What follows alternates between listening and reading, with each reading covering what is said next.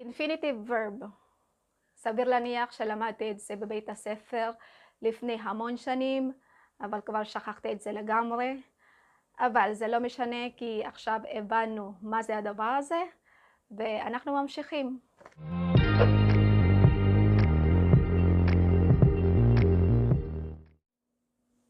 Hi everyone and welcome back to the Holy Land Travelers channel. My name is Shella. So for this video guys, meron akong i-share sa inyo about Hebrew language. So kung nakikita nyo sa title ng ating video, ang pag-usapan natin ngayon or ang tatakal natin ngayon ay yung 10 Hebrew verbs na ginagamit dito on a daily basis. So bago tayo mag-umpisa, gusto ko munang i-shoutout si Sis Imran, Baby Love Israel Vlogs, parang ganun yata yung pangalan ng kanyang channel. So sis, if you're watching, sana meron ka matutunang bagong Hebrew words dito sa ating video ngayon. And bago rin tayo mag-umpisa guys, gusto ko muna mag-disclaimer na hindi ako native speaker ng language. So for sure, yung pagkaka-pronounce ko ay hindi katulad ng pagkaka-pronounce nila, but I will try my best na gayahin kung paano sila magsalita. Okay? And kung kayo interested na matuto ng Hebrew language, then please keep on watching.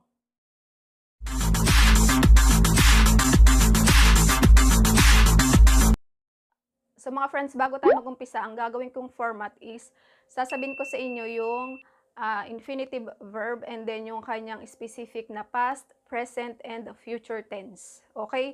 I know medyo parang magiging magulo tong video natin, but I hope meron kayong matutunan kahit papaano.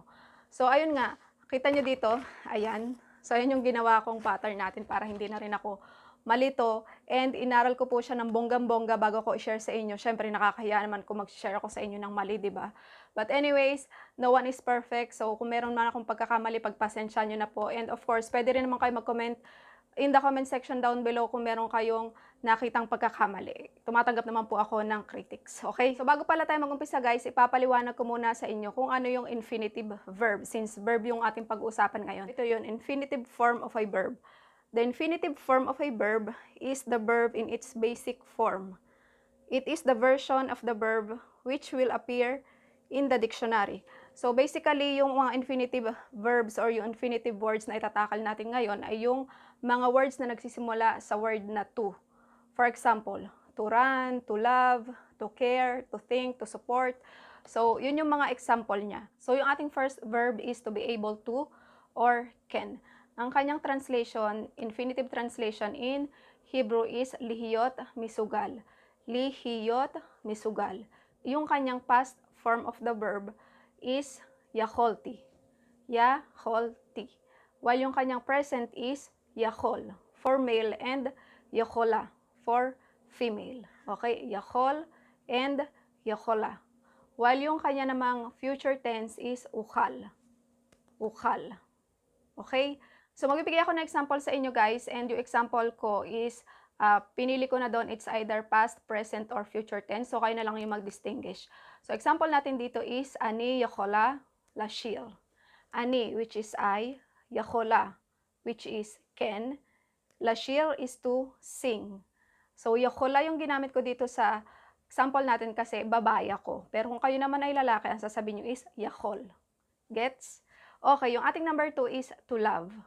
So, yung kanyang infinitive translation in Hebrew is Le-e-hov. Le-e-hov. Le-e-hov. So, yung kanyang past tense is ahavti. Ahavti. Yung kanyang present form is ohev. Ohev kung lalaki and ohevet kung babae. So, kung sasabihan kita ng I love you and then, syempre, lalaki ka. Of course, lalaki yung sasabihan ko. Kung sasabihan kita noon, so sasabihin ko na ani ohevet otcha. Since yung word or yung present form natin is ohev. Okay? Ohevet, since ako ay babae. So, kung kayo naman ay lalaki na magsasabi sa babae, sasabihin nyo is ani ohev otak. Pero hindi yun ating example. Nagbigay lang ako ng another example. So, yung future tense niya is ohav. So, okay, yung ating example is medyo mahaba. So, ilalagay ko na lang din naman sa inyong screen para masundan nyo ako. And ito siya. Le-e-hov Me-su-gal achitov she Ben-adam yachol lehargish. So, ulitin natin. Le-e-hov Me-su-gal achitov she Ben-adam yachol lehargish. Which means, to love someone is the best feeling a person can feel. So, yun yung kanyang meaning. Medyo mahaba pero Ayun nga, maintindihan nyo na yun. Okay, third one natin is to be late. So, yung kanyang infinitive form or translation in Hebrew is Le-a-kher. Le-a-kher. Kasi chet siya. So, kailangan nyo talagang i-produce yung kanyang sound na chet. Hindi po siya ket, kundi chet. Okay? Le-a-kher. And yung kanyang past tense is i-khalti. I-khalti. I-khalti. Yung kanyang present tense is me-a-kher. Kung kayo ay lalaki, and kung kayo naman ay babae, sasabihin nyo ay me-a-kheret. Me-a-kheret. Okay? Yung kanyang future tense is a-kher. Okay? Ngayon ko lang dito nalaman pero yung kanyang future tense nga is a-kher. A-kher. So, dito talaga ako narilito. Alam niyo yung pag nag-construct ako ng Hebrew sentence, so nagkakahalo-halo siya parang, alam niyo, parang kalamay kasi nga naghahalo yung past, present, and future tense. But I hope sa tulong ng ating ginawang video ngayon, medyo, alam niyo yun, masanay na rin ako or makapag-construct na rin ako ng sentence na tama. Yung as in talagang hindi siya halo-halo. So, okay, example natin dito is, Ani me-a-kheret la-avoda. Ani, which is I. Me-a-kheret, which is late. La-avoda, which is for work. So, Ani me-a-kheret la-avoda, which means I'm late for work. Okay, kung kayo naman ay lalaki, then sasabihin nyo, Ani me-a-kher la-avoda. Without et sa dulo. Kasi sa babae yun, with et sa dulo, me-a-kheret. Okay? So, okay, yung ating fourth one is to eat. Ito yung ating infinitive verb number 4. So, to eat in Hebrew means le-e-khol. Le-e-khol. Yung kanyang past tense is akhalti. Yung kanyang present tense is okhel for male and okhelet for female. And yung kanyang future tense is okhal. Okhal. Yung example natin dito is altidag, ani okhal, kshekhzor, habayta. So, ulitin natin, altidag, ani okhal, kshekhzor, habayta. Which means, don't worry, I'll eat when I get home. So, yun. So, okay, yung ating number 5 is to come. So, ang translation niya in Hebrew is lavo. Lavo. Lavo. Okay? Yung kanyang past tense is bati. Bati. Yung kanyang present tense is ba. Ganun lang. Ba. And yung kanyang future tense is avo. Avo. Avo. Para sa social ng abo, no? Pero ganun nga. Avo. So, okay. Sobrang iksi lang ng ating example dito and alam kong makukuha nyo agad. Example natin is aniba. Yung parang pag tinanong ka, at where are you? So, ang sasabihin mo agad ay, altidag, ani ka ba? So, meaning, don't worry, I'm already coming. So, yung number 6 natin is to choose, and ang kanyang Hebrew translation is Liv-khor. Liv-khor. Medyo nahirapan talaga akong i-pronounce yung kanyang chet, pero yun nga, pagpasensya nyo na kung hirap na hirap talaga akong mag-pronounce, kasi talagang mahirap siya i-pronounce since hindi naman tayo dito lumaki. So, ulitin natin, to choose is Liv-khor. Liv-khor. And yung kanyang past tense is bakhalti. Bakhalti. Bakhalti. Yung kanyang present tense is bocher, kung kayo ay lalaki. And kung kayo naman ay babae, bocheret. Ani bocheret. I'm choosing. So, yung kanyang future tense is evchar. Evchar. Evchar. Okay? Now, proceed tayo dun sa ating example. Bakhalti Li-hi-yot Me-su-gal. Napakasimple. Bakhalti Li-hi-yot Me-su-gal. Which means, I chose to be happy. Yon. Okay, number 7 is to visit. So, anong ibig sabihin ng to visit in Hebrew? So, to visit means Le-va-ker. Le-va-ker. Le-va-ker. Yung kanyang past tense is bikalti. Bikalti. Bikalti. So, yung kanyang present tense is me-va-ker. Kung kayo lalaki, and then me-va-keret kung kayo ay babae. Me-va-ker, me-va-keret. Yung kanyang future tense is a-va-ker. A-va-ker. Okay? Now, yung ating example is ito. Ani-lot sa Le-va-ker betsafat liot et amigdal Eiffel.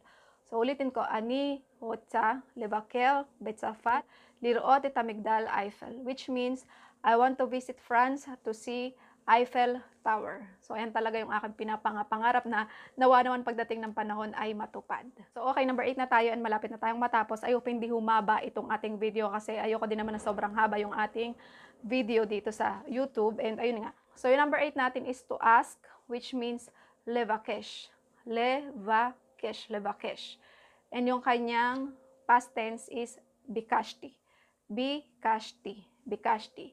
Yung kanyang present tense is me-va-kesh. Me-va-kesh kung kayo ay lalaki and me-va-keshet kung kayo naman ay babae. And yung kanyang future tense is ava-kesh. Ava-kesh. Ava-kesh. Okay, yung ating example is ano sa Le-va-kesh, eat not slut.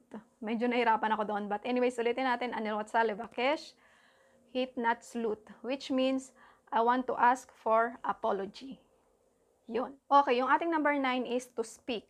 Okay, anong kanyang meaning in Hebrew or ano yung kanyang Hebrew translation? So, to speak is le-da-ber. Le-da-ber. Le-da-ber. Le-da-ber. Yung kanyang past tense is dibarti.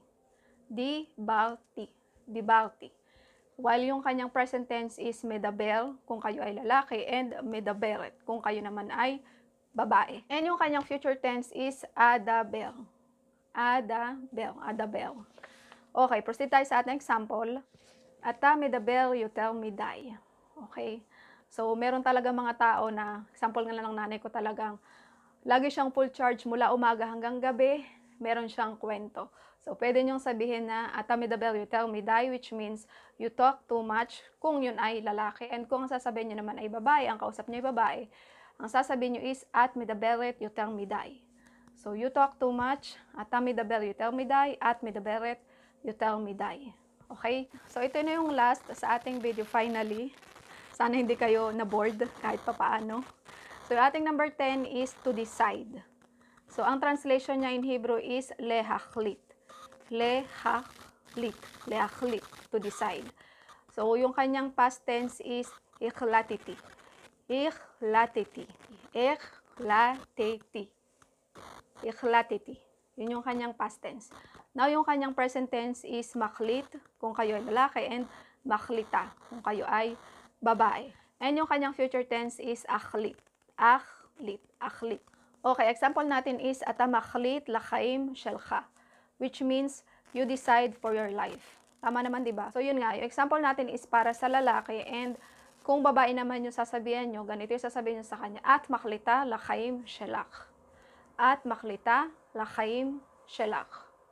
Okay, so hanggang dito na lang guys. I hope meron kayong natutunan dito sa ating Hebrew words / verbs na ginagamit nga on a daily basis.